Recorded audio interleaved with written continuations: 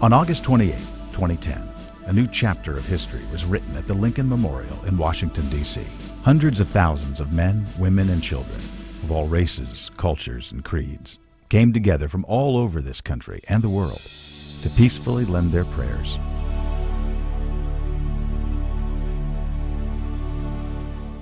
their voices, their unwavering support for restoration of honor in America. They gave thanks to real American heroes and paid tribute to a sacred plot of ground so prominent in our country's history. I have a dream that my 4 little children will one day live in a nation where they will not be judged by the color of their skin, but by the content of their character. I have a dream today. And to the men and women whose footsteps left indelible impressions in the very soil where they now stood.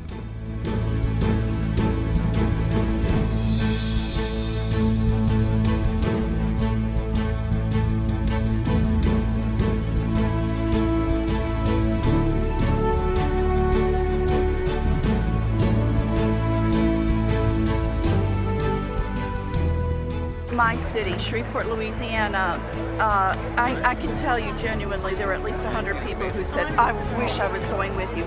It's God. That's what we're trying to get back to. We all have a strong belief. I didn't want to do this without him. I didn't want to do this without my wife. Honor, I mean, what better thing to gather for us? I am very happy to see so many patriots here on the front line standing up for their country. We just want them to get what was put into us years and years ago.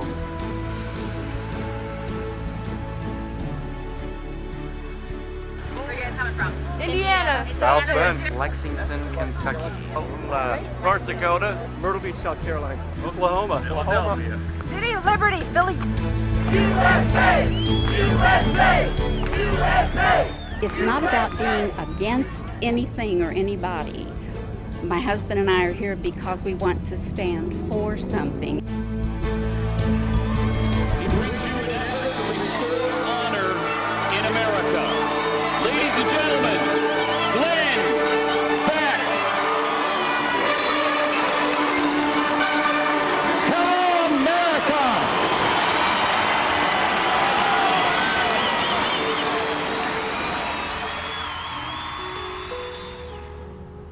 My first reaction was that it was going to be the typical Glenn thing where he has this big idea and then 2 days later has a different big idea, so the first big idea gets canceled. Here we go again.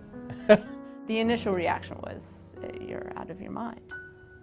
Not good. I did not think that it would ever happen. It's just like, there's no way. You don't react to the early Glenn ideas. No. Because that's just a waste of time. He will come to us sometimes and say, we need to go to space. We need to, as a company, build a rocket ship large enough to hold all 40 employees, and we need to launch it into space. And it needs to orbit the Earth 38 times and return to Earth and land in the desert in California. Yeah. We'll be like, really? Yeah, get started on that, make that happen, just do it. And then we'll start on it, and then like 3 days later it'll be, no, we're not going to the moon. I think we need to sail around the planet. And everyone who works here has been the idiot that has a half-built spaceship in their backyard. I've got 3. So I can stick them up on the board. But this time was different. As the weeks and then months passed, the big idea didn't go away. In fact, it just kept getting bigger. You know, I think with Glenn, you know, it's just, you get so used to him raising the bar continually that... And so it was all pink and purple. You're never really thrown by it. You just say, okay, let's do it. But not everyone was convinced. I really felt that this time, I'm not going to be able to turn this corner. We went to our houses of worship and we said, God help us. The big idea was born at Seattle's Safeco Field during a highly controversial speaking engagement. The trip back home had been a difficult one. There were protests when he was awarded the key to his childhood hometown of Mount Vernon, Washington, and more of the same in Seattle prior to the Safeco event. I was on a plane going to Seattle, and I wrote in my diary in the days that I still kept a diary, but I wrote in my diary I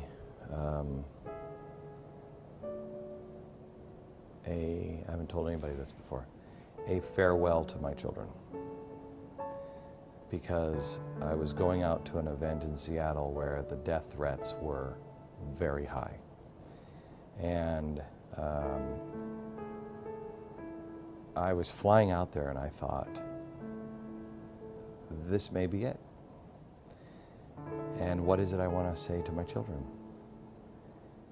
And what is it I want to say to my wife? And so I wrote it in my diary and I handed it to Joe. And I didn't explain, I just closed up my diary and put a rubber band around it. And I just said, if something happens, just give this to my family. And it was a really soul-searching 6-hour flight. And then I walked out, it was at the Seattle Safeco Field. And I walked out and it was the most humbling experience because somebody was on stage. And when I walked out onto the field amidst all these people, people turned and stood and applauded. And it was, I think it was 10,000 people. And I just couldn't fathom that. It just was so humbling. And I could feel the energy when I got up and gave the speech. I could feel the energy. And I could see how these people had come together. You know, in Seattle, they had to pass the protesters and all of the other stuff. And they came together, and it meant something. And obviously, I survived the weekend. And I was on the plane back home, and I said to Joe, we have to do that. That's where the American Revival came from. So we have to do that. The idea of the Lincoln Memorial wasn't far behind, because I said we should do these American revivals and put them back to back and then lead to one final in Washington. And I think Joe had said like a Tea Party thing, and I said, no, let's use the Lincoln Memorial as the backdrop, because no one trusts the Capitol. That's yelling at a building. Instead, we should have Lincoln behind, because that's sending the message to the people. The building's never going to get the message. Politicians are never going to get the message. People need to get the message that you can be great. You can do great things. You can be the next Abraham Lincoln. But I want you to start right here. I want you to look each other in the eye. I want you to dig down deep inside, and I want you to say, the science is not settled. We will not sit down. We will not shut up. We will stand. I remember standing on the stage at the Villages, and we were surrounded by 25,000 people, and I made the announcement. He stood there and he announced the plan, which was that Glenn was going to go out there and mobilize a political force, that we were going to register voters, we were going to educate voters, we were going to put voters in the streets. I think it was, two can play this game. And the crowd responded to that, just cheering and yelling and very excited. And as I said those words, I just broke out in a cold sweat. I remember him coming off the stage, and it was so loud, he grabbed me by the lapels. Well, we're screaming at each other because we're surrounded by people in the round. And I said, I don't know how we're wrong, but we're wrong. And I was just stunned. We got back on the bus, and said, what do you mean we're wrong? And he said, this message just isn't right. It's not the right message. We're supposed to be better than that. Wrong message or not, the cat was out of the bag. The plan for 828 in the nation's capital was widely reported in the press. Accounts ranged from skeptical to conspiratorial. All assumed, as had been the original intent, it would be purely political. He was very stressed out about that because he felt compelled to do the event, thought it was one thing. Turns out that then he didn't feel right about that at all, and then was left with, I don't know what it is, for quite a while. We kept saying we're 2% off or 5% off, and really we're more like 50 or 100% off because it wasn't political at all. There comes a point in the process with Glenn when he converts from this sort of general idea to something he can actually see. He can see it happening. The epiphany came around Christmas. It was the realization that the answer would not be found in politics at all, that in fact there was only one possible solution to the crisis in America. Faith in God, understanding who He is. Hope, tell the truth, be honest, do the right thing. And charity, serve God, serve your fellow man. The faith, hope, and charity really came to me over the holidays when I designed those paintings and painted them. I painted them and I kind of put them together and went, oh my gosh, wait a minute, that's it. Those are the missing pieces. With the new year, faith, hope, and charity became the cornerstone, the underpinning of not only the Restoring Honor Rally planning, but it became the foundation for the Glenn Beck program on both TV and radio.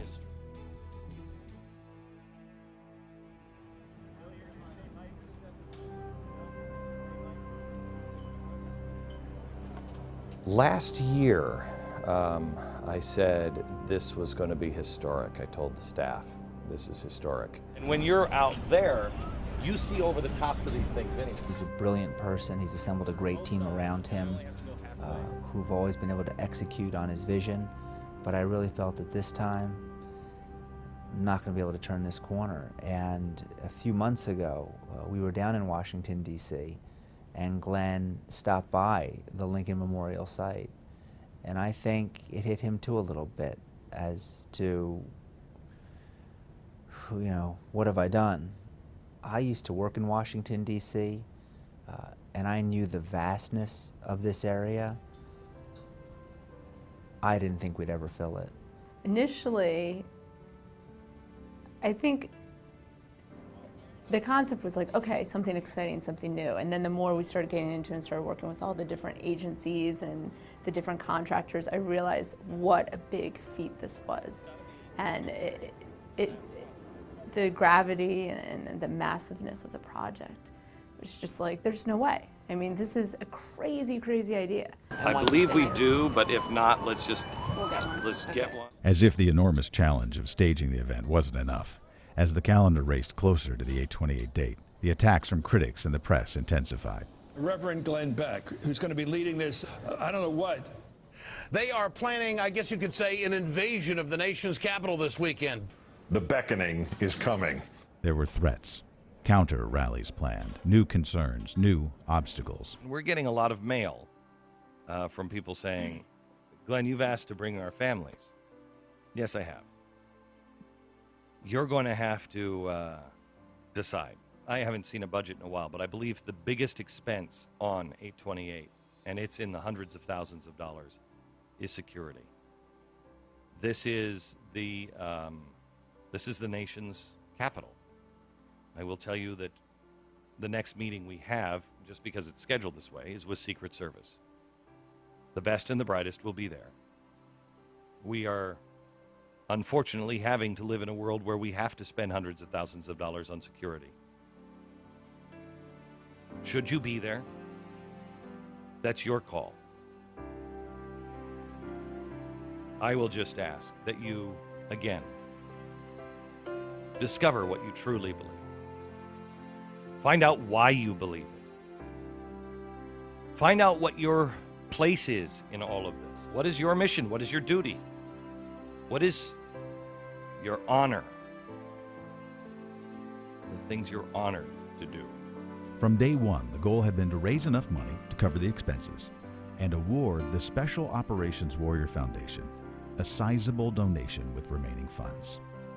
An unforgiving economy made the goal difficult, and a last-minute demand from the Park Service for an additional $500,000 for even more security put the plan in jeopardy.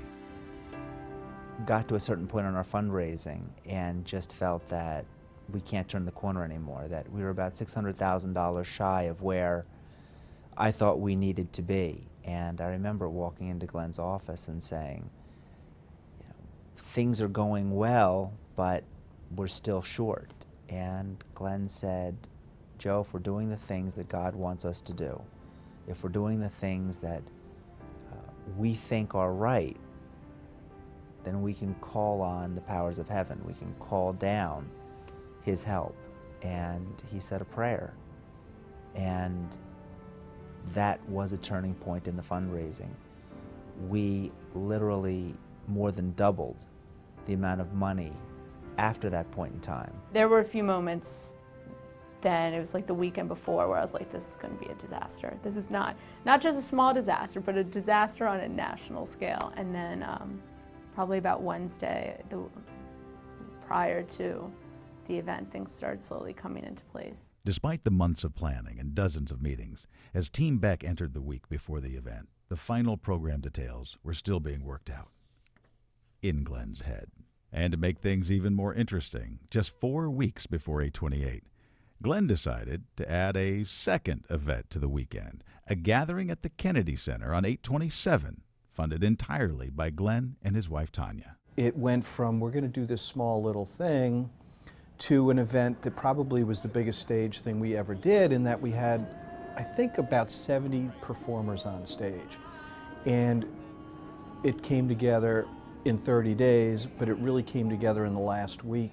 That was something that Tanya and I decided to do. Tonight, pastors, priests, rabbis, tonight and tomorrow is two things.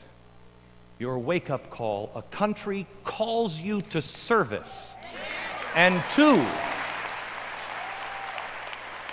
it is to give you backbone and spine, and to know that you are not alone. The people are begging for right and wrong.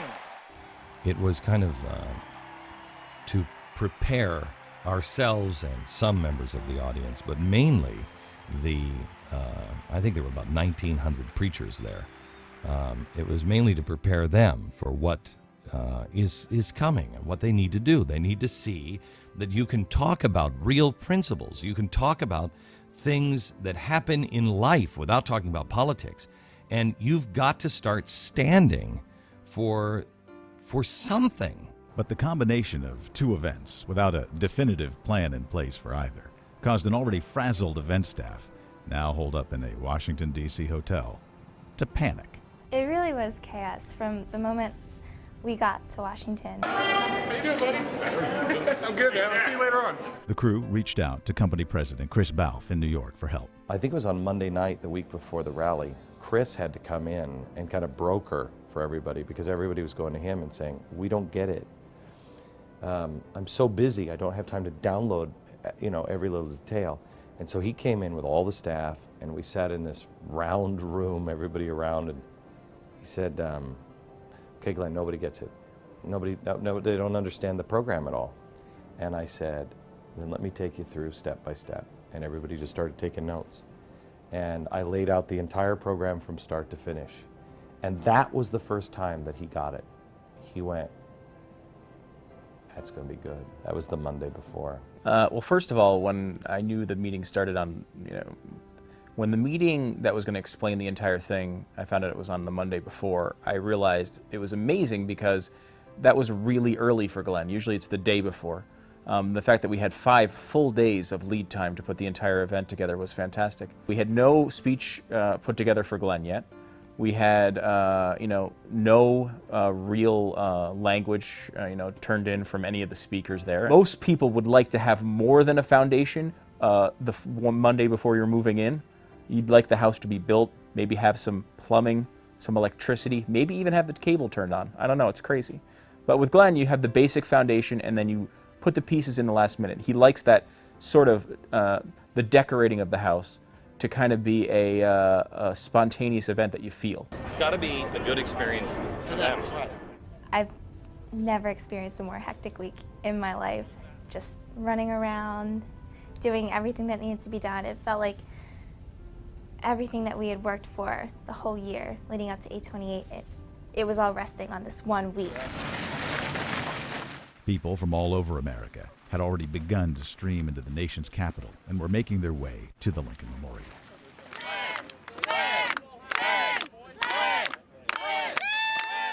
By Thursday night, a long line of people had also formed at the Kennedy Center in Washington, all hoping to get one of the few remaining tickets to Friday's America's Divine Destiny event. At approximately 9 p.m., they got an unexpected visit from an unlikely pizza delivery boy. Are you the first in line? Yes, sir. Can you hug? Yeah. You say hi to my wife, Rebecca. Yeah. Hi, Rebecca. My sisters who are from the West, and they don't, my family's not impressed by me. And they decided to come out 2 weeks ago, and they were like, so you're doing this thing in Washington or something? But they were standing watching, and they commented last night that it's just a different connection. Thank you. Thank you. Thank you. Keep growing, Colorado. Thank you. Thank you, guys. And it's like we know each other. It's like we're friends or family. It's different. There's no hate there. No hate. It's real love. Guys, thank you so much. Thank you. We'll see you tomorrow night.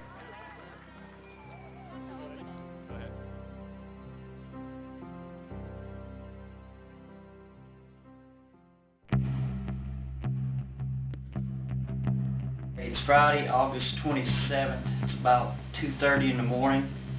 Just finishing packing a few things. Got my clothes, got my sunscreen, and got my 1611 King James Bible, and I'm ready for the 8/28 Restoring Honor Rally.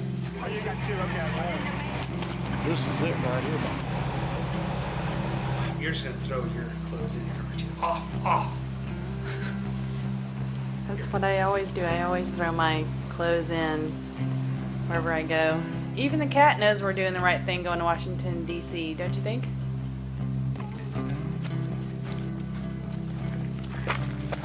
Let's put everything we need to take in the back.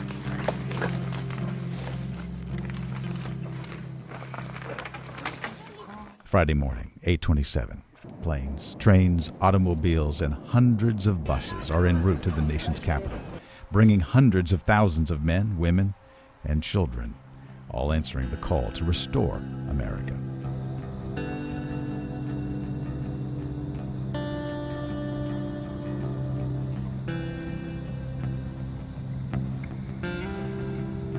I worked in Washington when I was 18, and I used to come here, and at the time they used to wash the monument down with power hoses in the morning.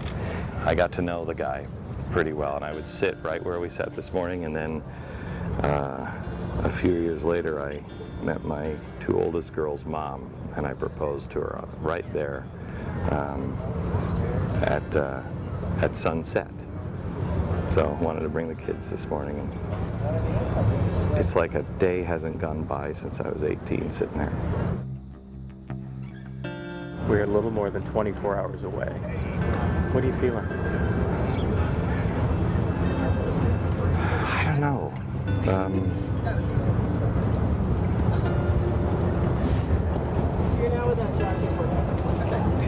Responsibility. Responsibility.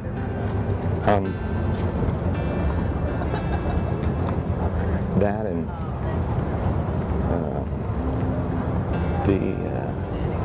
the place and time. But so many things that people said couldn't happen, wouldn't happen, and haven't been done for so long are about to happen.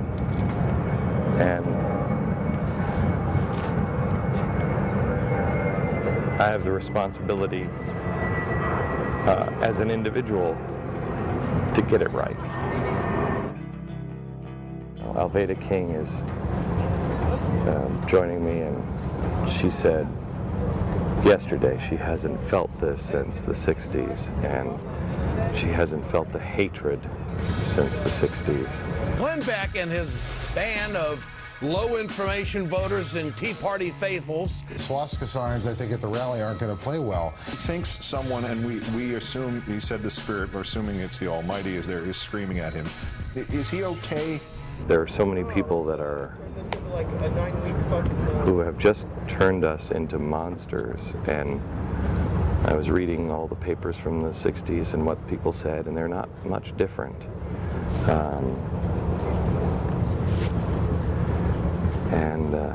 So I don't know what tomorrow brings, you know? So here we are in Washington, D.C., and I don't even know the date today. What is the date, Joe? 22nd. On August 28th, we're going to be here, and I'm just walking the reflecting pool. It is much larger than I remembered it. After it was too late to back out, I came here, and I stood at that place and then here, and both times I was overwhelmed with the thought of, who do you think you are? Who do you think you are? Would have never done it. Because you have to be that size. And that's the point on tomorrow is, people aren't that size. Nobody's that size. He wasn't that size. How many times have you envisioned opening your eyes and looking out over several 100,000 people? Try not to. Try not to. I don't know what it's going to be like. I mean, I'm a pretty emotional guy. And I just said to the guys, I don't think I should have any water now for the next 24 hours. I should dehydrate as much as I can. You guys for prayer here? Yeah, absolutely. This is a sacred space. I thought of this last night. George Washington, Abraham Lincoln, the Vietnam vets, the greatest generation, the Korean generation, and at the first flight of stairs, Martin Luther King. This is sacred space, and if people will just understand that, it'll be a remarkable day. We just crossed the line into Virginia, so we are over halfway there. ETA is about 4 o'clock. We're going to be going into D.C. Still running on adrenaline. It's been a wild road. We made it in D.C. We just landed at Ronald Reagan National Airport, and we're on our way to the hotel. We've got a couple of big stops to make tonight. From Washington, D.C., 25 hours away now from restoring honor. What a wild 24 hours this has been since last we met. Things here in Washington are getting quite bizarre and quite intense. And intense in a good way. Bizarre in a just, I don't even know how to explain it. It's weird. History is going to be made this weekend in Washington. We've been telling you that we don't know how many people are coming. We have built it, and I think the area that we have jumbotrons and sound in is, if it fills in, is between 450 and 500,000. We've been expecting, I don't even know, maybe 100,000.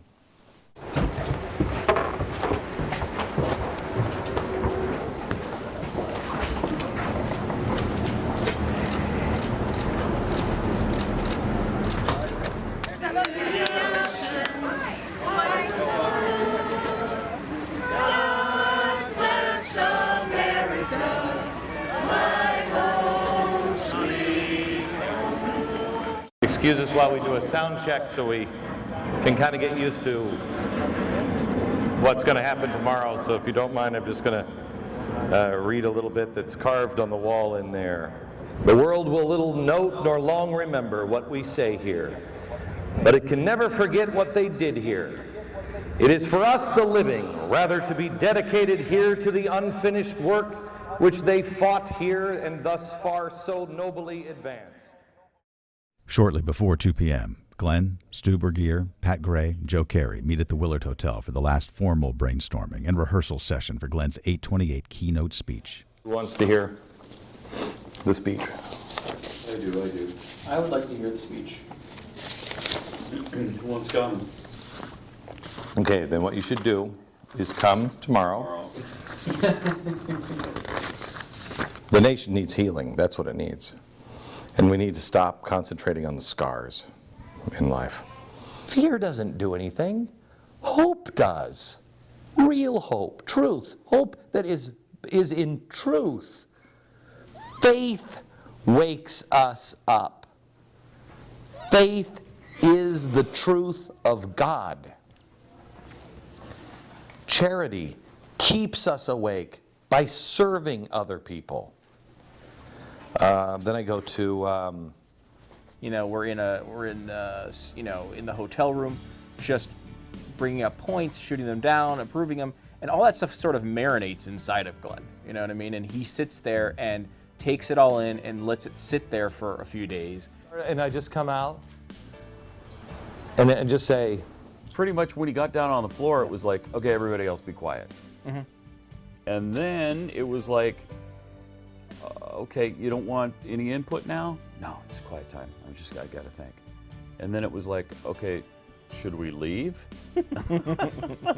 And then he was pretty much yes. Yeah, we all sort of left, and he finished the speech on his own at that point. So that's kind of what it was like. It was like Glenn laying on the floor, paper spread out, alone in the room. He lays down on the floor like a kid with a coloring book and maps the thing out. And, as crazy as that process is, it actually does seem to work somehow.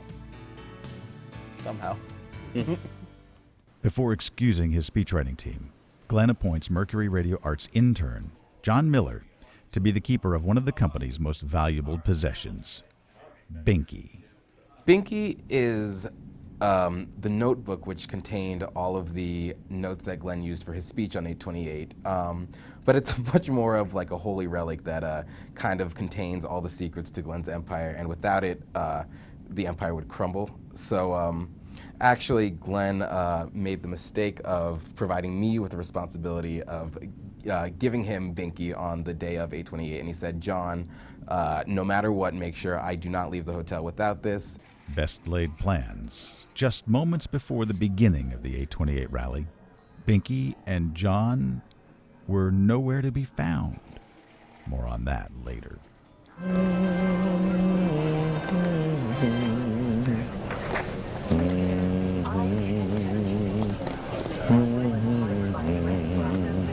Next, it's off to the Kennedy Center for final preparations for tonight's Divine Destiny event.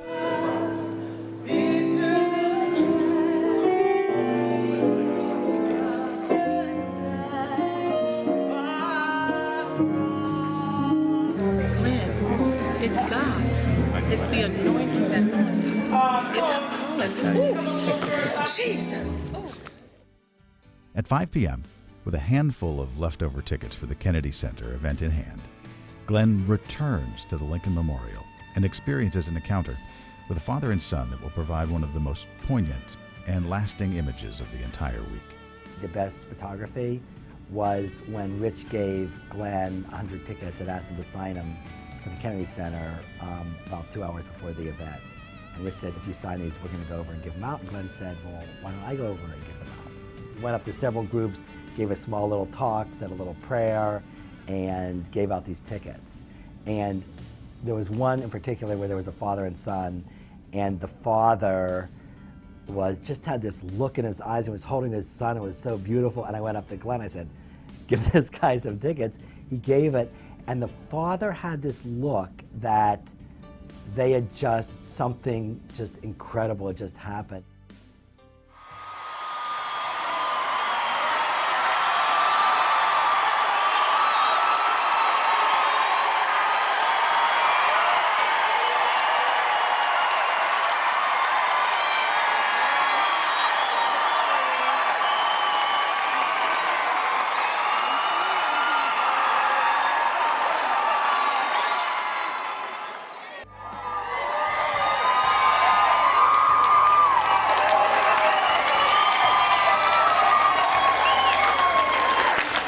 guys have really, you have really, truly inspired me and inspired my family. You too! Thank you, Glenn. Thank you. So we're going to see Glenn Beck's event at the Kennedy Center on Friday. I feel pretty fortunate to be here. Unbelievable.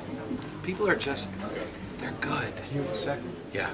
Now let us tonight do your will in your way, that all of the nation may rejoice that they have seen the light of God's love and demonstration in Washington, D.C. on this night and tomorrow at the Lincoln Memorial. In your precious name we pray and ask it.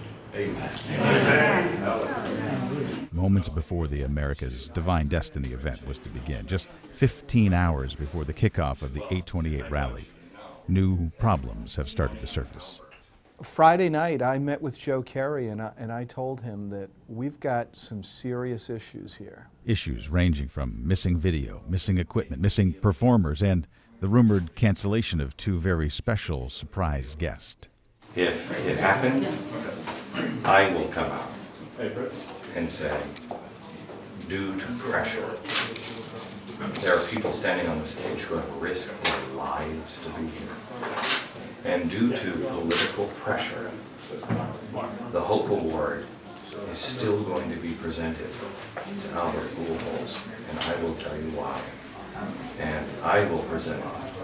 And because of pressure, security risks, he is not able to accept this here. But we are proud to present it to a man who tries to live his life with honor and integrity. I think that's the way to do it. Yeah, we'll just take the higher road. In spite of the pressure to do otherwise, both Albert Pujols and Tony La Russa did show up just as they had promised the next day. Meanwhile, America's Divine Destiny was about to get underway without the benefit of a rehearsal or a script. How are you? Thank you. Please. Hey, what do you think about that? It's crazy. Sit down. Thank you. So this is what it is like to be on the stage at the Kennedy Center.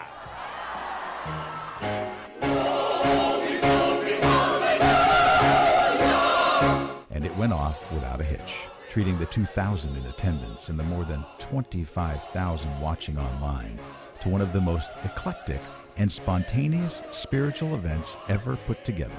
Honestly, it was my favorite part of the weekend. Well, it was a huge success. It was really fun because people that came out were really high energy. And it again is the mom and pop America stuff because it was a faith event. I love the music and the spirit that was pouring out of that place. I mean, the Kennedy Center will never be the same.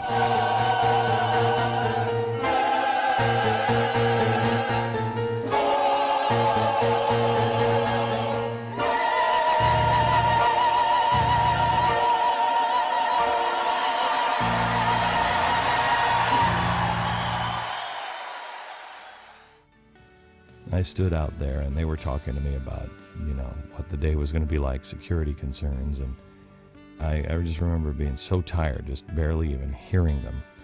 But I was so excited from what I had just experienced at the Kennedy Center, and I couldn't imagine. And one of the security guys came in the hallway and he said, we just got back from the mall. He said, there are people already there. He said, this thing is going to be enormous.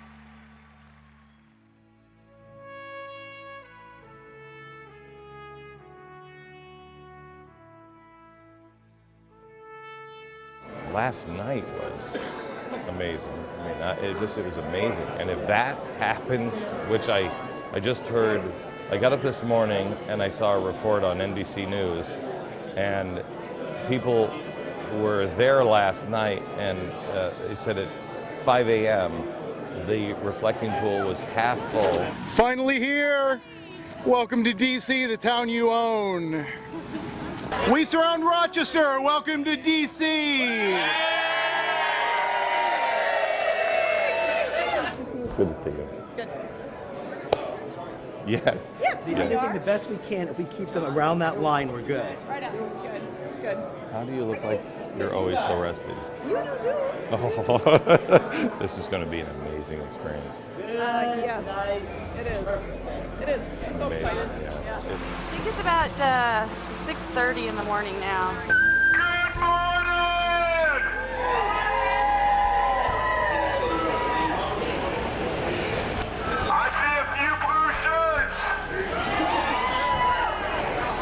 So it's a little bit more busy. We heard from Nelson. When he went around the corner, he was giggling because of how many people he saw. Straight down 17th Street to the World War II Memorial.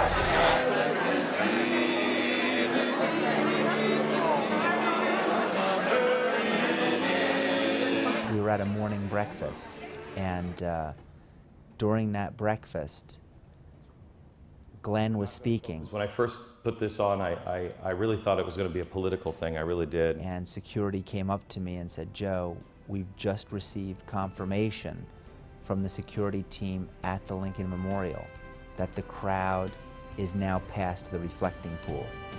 And this was 7:30-ish in the morning. And I couldn't believe it. I remember turning back to Spencer and saying, "Can you confirm that before I take it to Glenn?" Good to see the smiles even this early after bus rides. We woke up pretty darn early, about 5 o'clock in the morning, which is, anybody that knows me knows I am not a morning person. I would only do this for Glenn.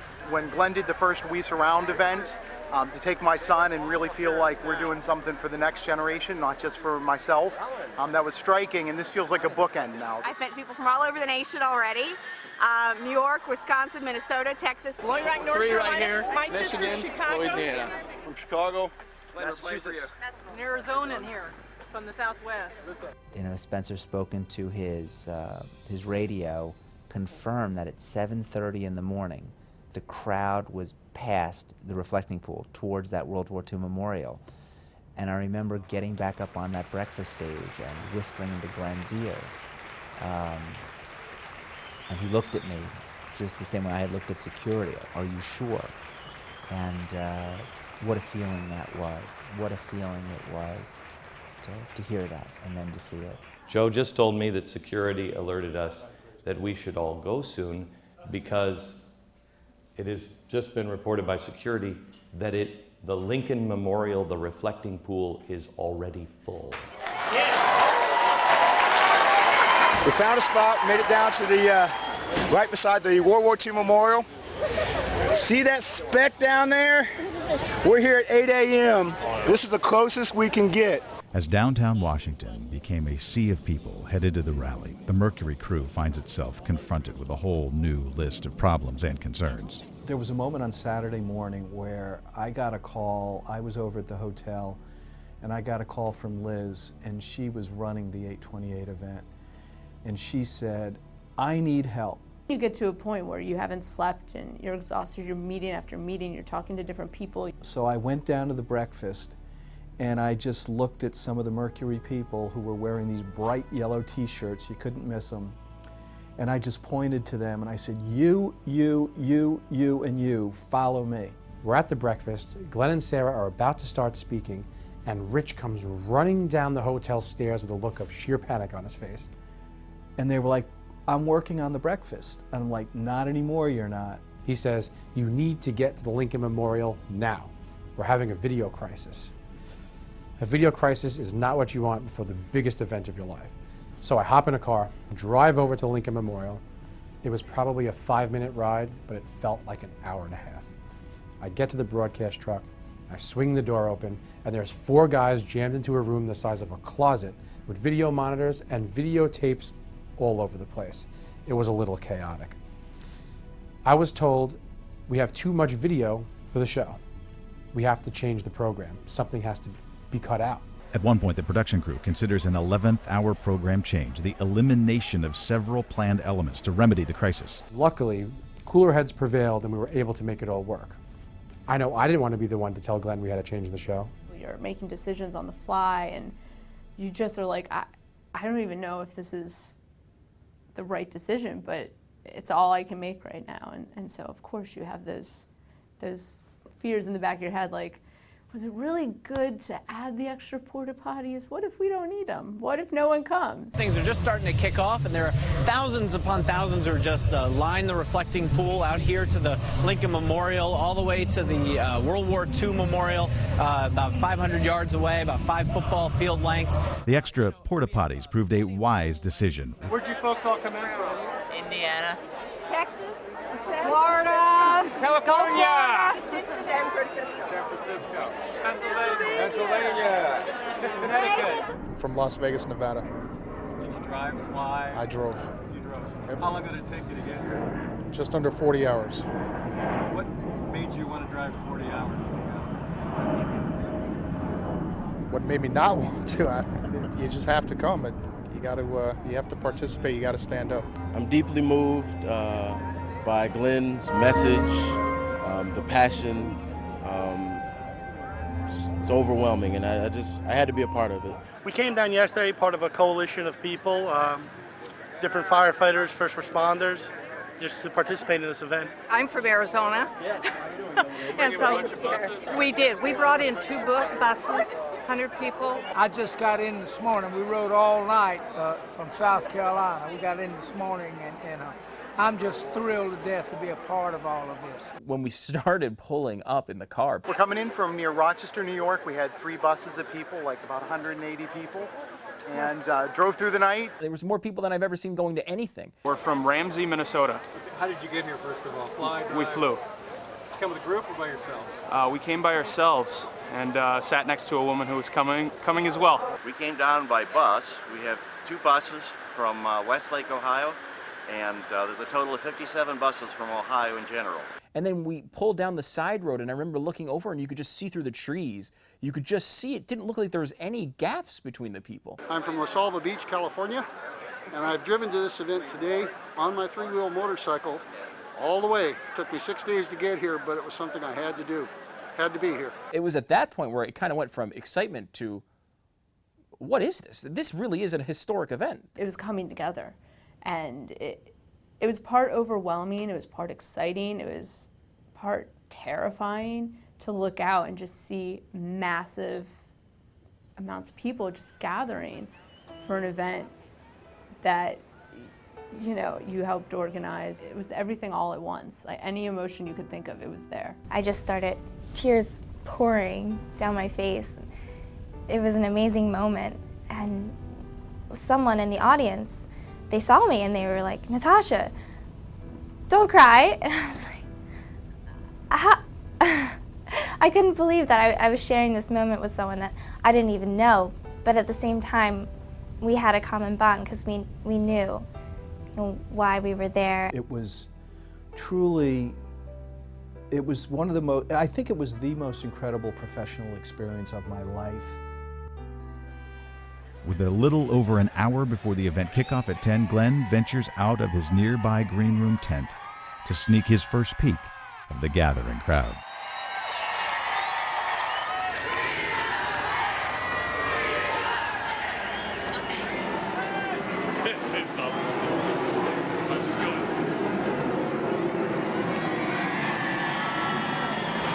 Back in the tent, he shares a table with Sarah Palin and creates the bullet point notes that will become the last 3 pages of his speech. Be with me on stage. Outside, the flow of people onto the mall continues unabated. There is a palpable sense of anticipation. There was no sleep. It was just jubilance coming on the bus. There was excitement. There was this feeling of re-energy that was starting, even on the bus. Back in the tent, less than 1 hour before the start of the rally, an unexpected few moments of sheer panic. Binky and its handler, intern John Miller, still nowhere to be found. He said, "John, no matter what, make sure I do not leave the hotel without this." And of course, after the breakfast event that happened at the hotel prior to the rally, he left and I had Binky. So I found myself in a cab just chasing after Glenn, which is impossible when there's hundreds of thousands of people all flocking to the Lincoln Memorial. So I had no idea what to do. A number of staffers are dispatched to find John, which, as you can imagine, was the proverbial hunt for a needle in a very large haystack. I'm sweating, I'm running, so I hop out of the cab and I'm hurtling through the crowd and knocking people over like a crazy person. But eventually I ended up getting it to him, and all worked out. So, with Binky safely in hand, Glenn continues putting the finishing touches in what figures to be the biggest speech of his life. Meantime, the media is still trying to figure out exactly what's about to happen. We have plenty of people, as you mentioned, set to speak. You have Sarah Palin today about 10:40. Michelle Bachmann, congressman from Minnesota, the Republican, also set to speak, a Tea Party favorite, as well as Dick Armey, also expected a little later today. Congresswoman Michelle Bachmann and Dick Armey were never scheduled to be part of the program. In politics or political speak, either within or between the lines had been forbidden. Those that had chosen to be part of the day had a much clearer understanding of the event's purpose. To help restore America. I wanted to be with like-minded people. We're all concerned about the future of this country. I am telling you now with everything in me, in 20 years from now, someone will be 28. And they will say, I remember my parents took me as a kid. And I remember that moment. And I remember that's when I decided that I was going to live my life in a different way. If your children are with you at the Lincoln Memorial this Saturday, I can tell you that America will be fine 25, 30, 35 years from now. We must grow our own George Washingtons. We must grow a new Abraham Lincoln. When Glenn said that there was going to be a 9-year-old in the audience today, and that it would touch their heart, and that might be the child one day that grows up and does what needs to be done to save this country. I thought about my 9-year-old, and I knew he had to be here. A scan of the massive crowd confirms that it's filled with sons, daughters, moms, dads, grandparents, families of all shapes and sizes. A reality in stark contrast to the predictions and characterizations offered by some in the media in the days leading up to the event. This rally isn't about hope and change and a better America. This is all about harassment and intimidation. The Tea Party is old, white, desperate, out of touch, and evidently just scared of black folks in this country. Who believes that it's not political? Besides himself, I don't know anybody who does, and I think it's just a talking point to, of course, get us to buy into the nonsense that he's selling. I don't go to political rallies, never have. I do not believe this is a political rally. I sense a spirit here, a spirit of like-minded people. This is my future. And I want to show my family, my sons, that America is worth saving. America is honorable. Something amazing is going to happen, and I wanted us to be a part of that. Right on cue at approximately 9:59 a.m., a magical moment provided by Mother Nature.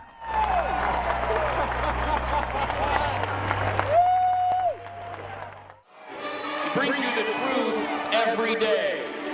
Now, he brings you an effort to restore honor in America. Ladies and gentlemen, Glenn Beck.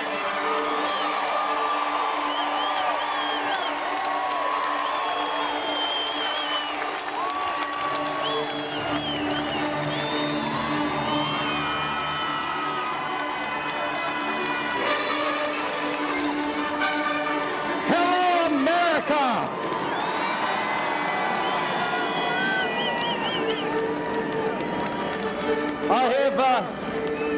I have just gotten word from the media that there is over 1,000 people here today. We are humbled that you are here. We are truly humbled. This really is, build it and they will come.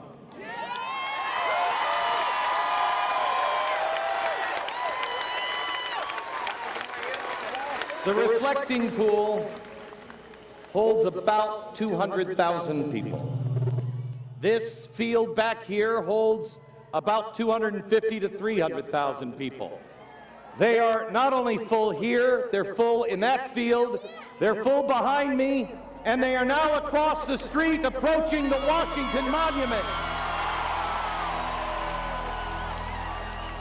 The people are just phenomenal. It's the sacrifice that people have made. It just feels so family oriented. I mean, I've met some of the nicest people from Ohio to California to Washington. It's so fulfilling. It is deeply overwhelming. Because this is not political today. This is not a political rally. We're not bringing signs. We're coming together once again to see that we're not alone, but then to take the first steps back to restoring the principles and values that made this country great. People are the answer. The people are that's the key. That's the key. Something beyond imagination is happening. Something that is beyond man is happening. America today begins to turn back to God.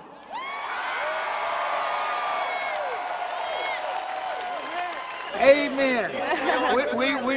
We need a great revival in the United States of America, and this may be the start of it. They totally changed the paradigm. What is going to be remembered is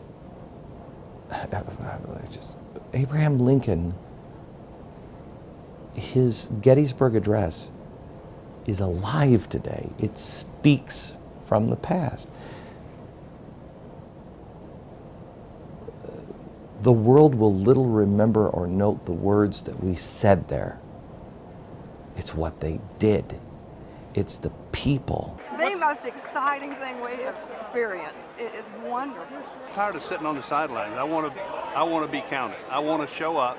If it's just me and 3 other people, I want to be there. There was an awakening before the American Revolution, led to the Enlightenment and then the Revolution.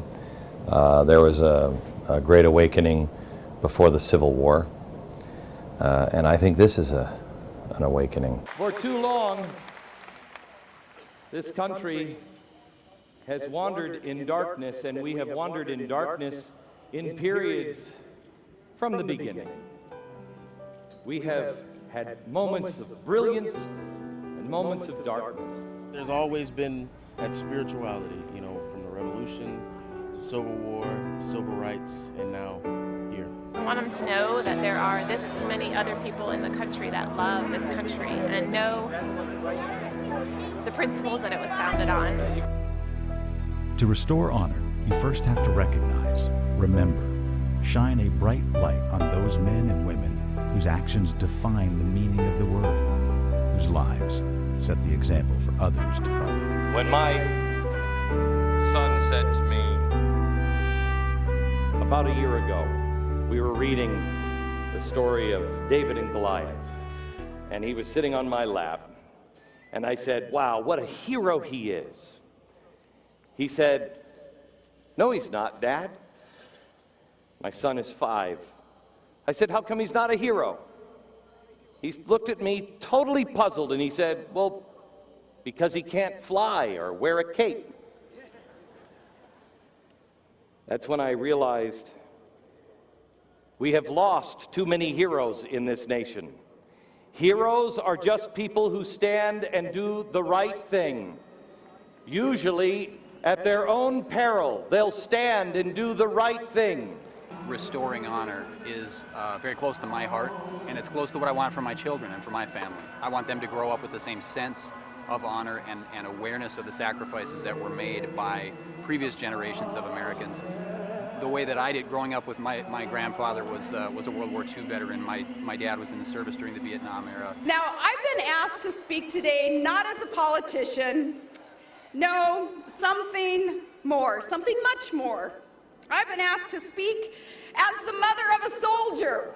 We honor those who serve something greater than self and made the ultimate sacrifice, as well as those who served and did come home forever changed by the battlefield.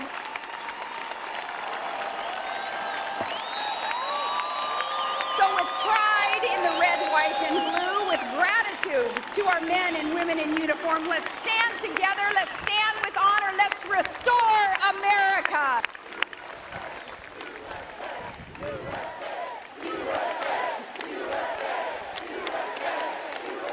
Our troops take bullets in our name. They do things for us in our name, and we give them the Purple Heart. But the original intent on the Purple Heart from George Washington, it was called the Badge of Merit. It was the first merit badge, and it was given to any soldier that had done something of merit, had done something of honor, because George Washington knew to be able to defeat the most powerful navy and army on earth, he had to have farmers and shopkeepers of honor and merit. Today, we begin to award the new Badge of Merit. But this time, we're here to honor Pastor C.L. Jackson.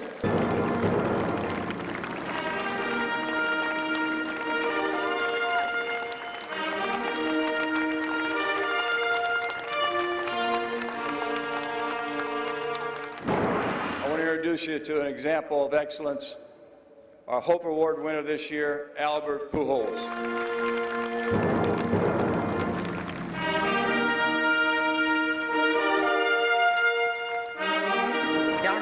For the Badge of Merit for charity is Mr. John Huntsman Sr. from Salt Lake City, Utah. But to receive the award on his behalf is Emma Houston.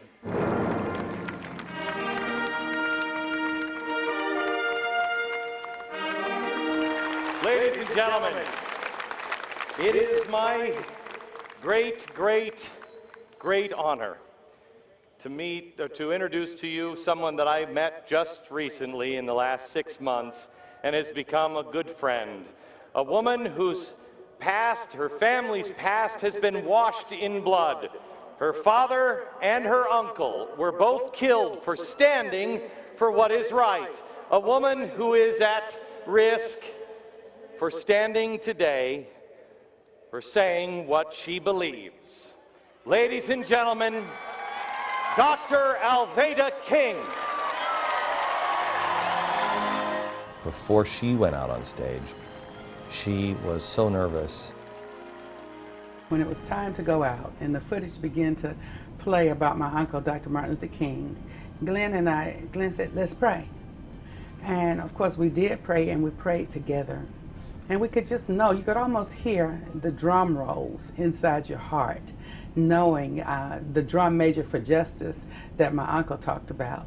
So we could feel that. So rather than being nervous, I was anticipatory. I knew something really was going to happen. I started walking away. I wished her luck, and I started walking away, and I turned around and she said, Glenn Beck? And I turned around and I said, yes, Dr. King. And she said, next time you tell me something big is happening and there's miracles happening, next time I'm going to believe you. Today we are here to honor special men and women who, like my Uncle Martin, are blessed with servants' hearts. Though they gave their service in ways very different from Dr. Martin Luther King Jr., like him, they are people who are not afraid to give their lives for the freedom of others. If Uncle Martin could be here today, he would surely commend us for giving honor where honor is due. I have a dream that America will pray and God will forgive us our sins and revive us our land. Yes. On that day, we will all be able to lift every voice and sing of the love and honor that God desires for all his children. God bless America, and let us march on together until victory is won. This day is a day that we can start the heart of America again. And it has nothing to do with politics. The speech preparation was a year of reading. And I read everything I could. It has everything to do with God.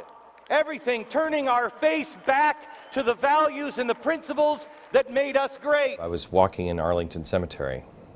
I don't know, when was it, the Tuesday? And I was having a conversation with somebody, and I said, I feel very irresponsible. He said, why? And I said, because I haven't written a word.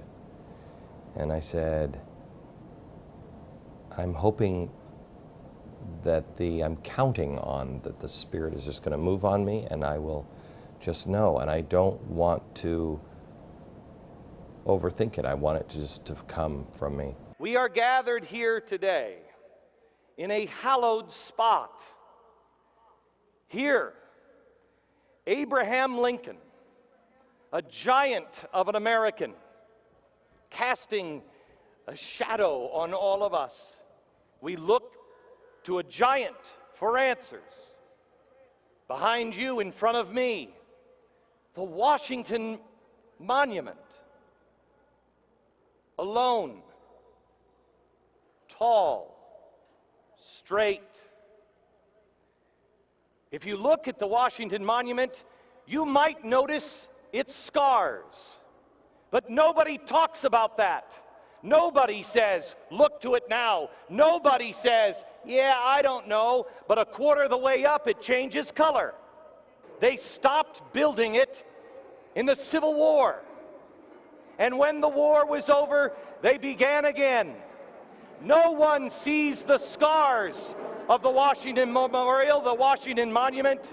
We see what it stands for. I was on the stage, and it's a very bizarre thing that I don't know how many people can relate to. Hearing your own words slam into the face of the Washington Monument and come back to you. There was a point, wasn't very far into my speech, that I felt as those words were being printed and thrown back. It was almost like history, and I could feel that this was important. America is at a crossroads, and there is a clear and simple choice. Do we choose to just look at the scars? Do we choose to look back? Or do we do what every great generation has done in America in times of trouble? Look ahead. Dream about what we are going to become, not worried about what we are. Look forward. Look west. Look to the heavens. Look to God and make your choice.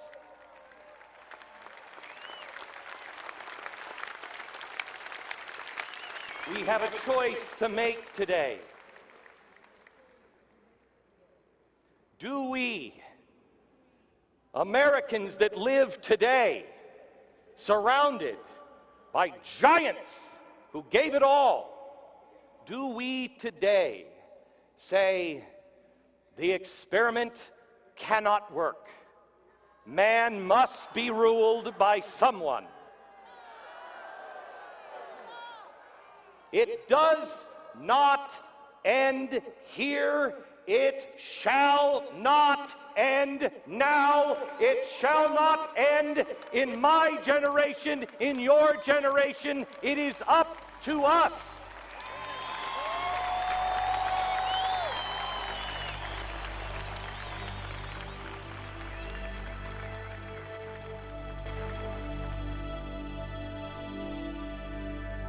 By all accounts, there was not a single arrest or incidents of violence, and the mall was left cleaner than it was found. In addition to those in Washington, D.C., 200,000 people watched on Facebook, and thousands of others tuned into C-SPAN's live coverage, and still more listened on the radio. To date, nearly $6 million has been raised for the event co-sponsored, the Special Operations Warrior Foundation, and donations continue to pour in.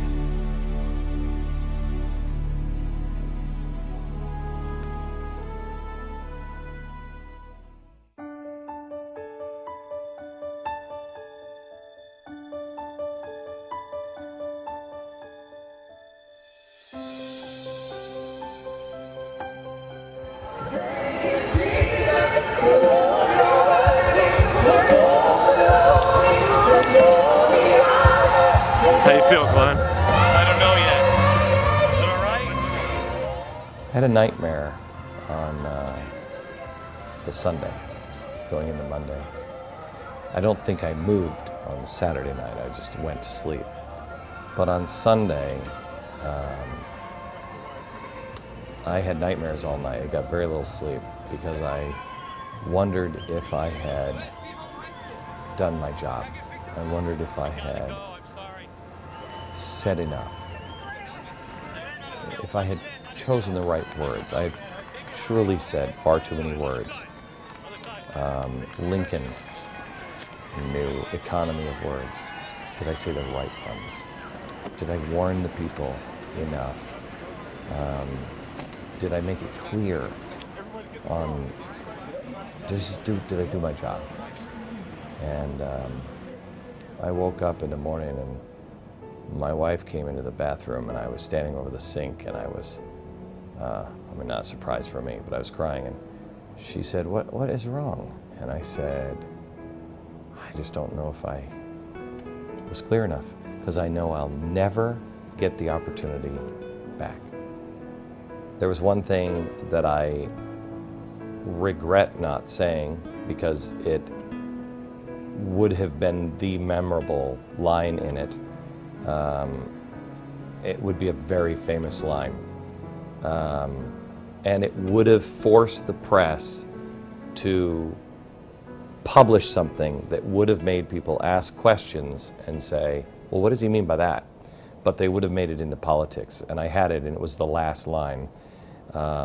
And I chose not to say it because I didn't want any politics in it, even though I knew it was the I have a dream line. And it was, we are 40 days and 40 nights away from fundamentally transforming the United States of America. And I've wrestled with that because I know it would have been a great line. I know it would have been, everybody would have remembered it. And it would have forced the media to write it, but I think it would have diminished it.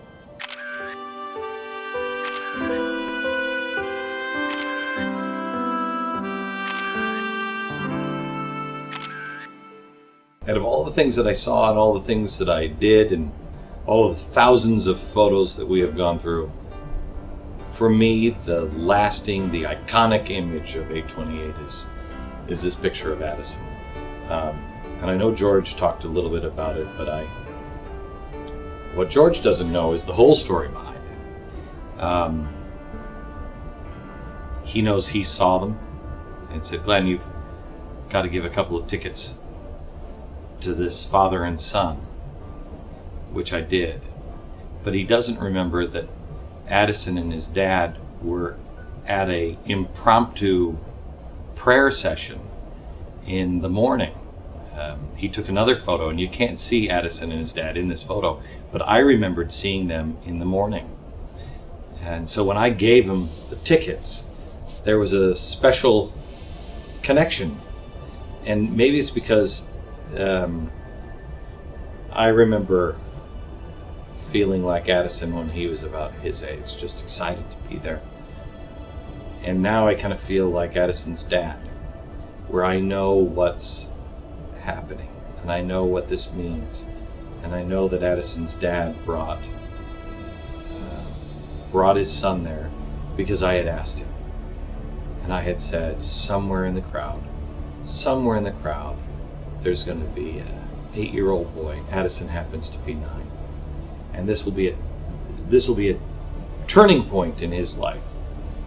And years down the road, maybe he will be the guy that we build the next great monument to. And I can see that in his eyes. He knows what this moment could mean. Afterwards, a couple of weeks after the event, I wrote to Addison and I told him the responsibility that's on his shoulders. And I told him I'm going to be contacting him in about 15 years and find out what he did with this possible pivot point. What did he do with this opportunity?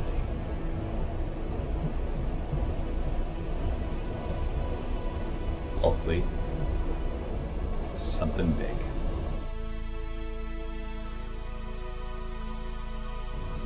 Now, It exceeded every expectation in my mind. I had no idea going into this. You know, Glenn kept saying, oh, it'll be a history-making event. All right, sure. But then to stand on that stage and see that day and everything he had said leading up to that moment actually resonating, like, no, we could change this. We could have an impact. It's pretty powerful. How hungry the American people are. You have an event that draws 500,000 people, and Glenn never explains really what's going to happen other than we are going to restore honor. 240 years ago, there was what was called the Black Robe Regiment. England hated the preachers. In fact, if you were a preacher, you were most likely to be killed during the American Revolution. Why?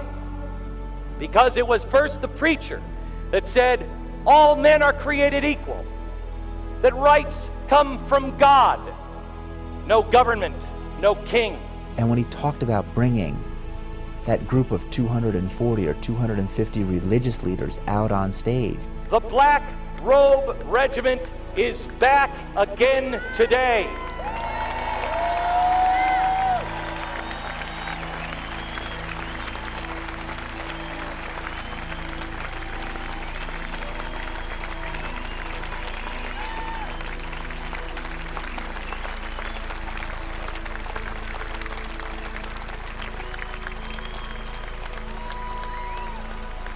These 240 men and women of all faiths are standing here today.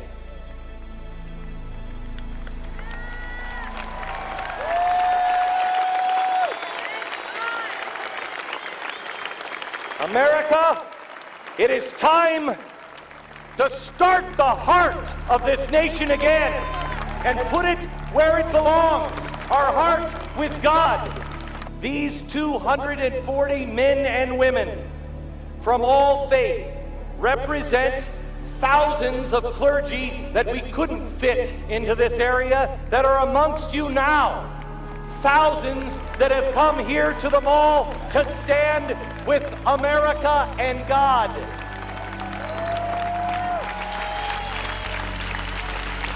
And those thousands that are here represent 180 million people.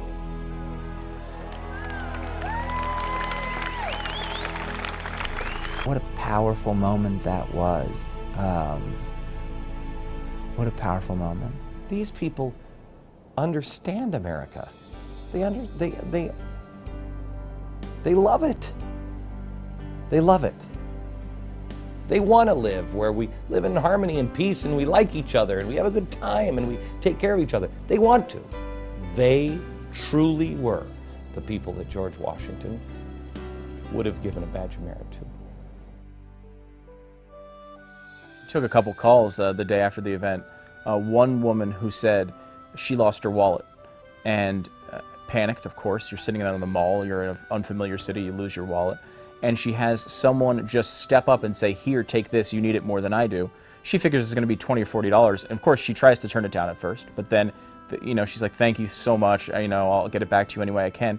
She looks down, it's $400, and I mean, that's incredible. And she goes home, the first thing that she does when she gets home is gets the guy's address and sends him back the $400 immediately. There's two people acting completely selflessly.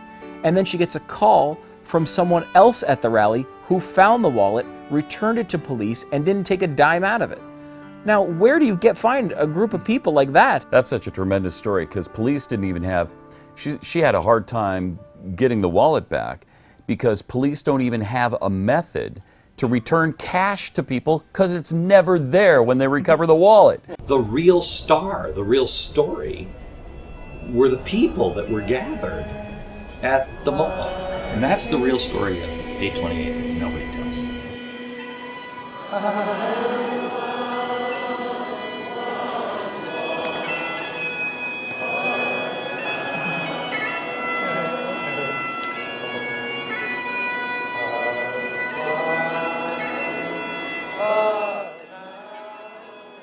it was an absolutely, completely amazing event that, I mean, I cried through half of it because it touched me so. It was just absolutely incredible. I would not have missed it for the world. And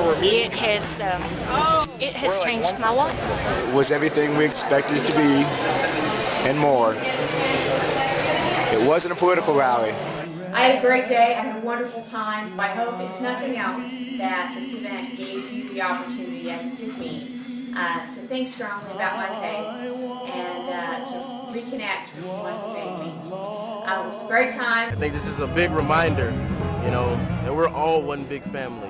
You know, the word's going to come out of my mouth, awesome. I mean, it was just absolutely awesome. But it was footsteps that you could hear, footsteps towards the next direction that we're taking in America, footsteps back to our founding principles, back to our values, and that's where we're going, and that's what you can hear today. Thank you. It was a great weekend.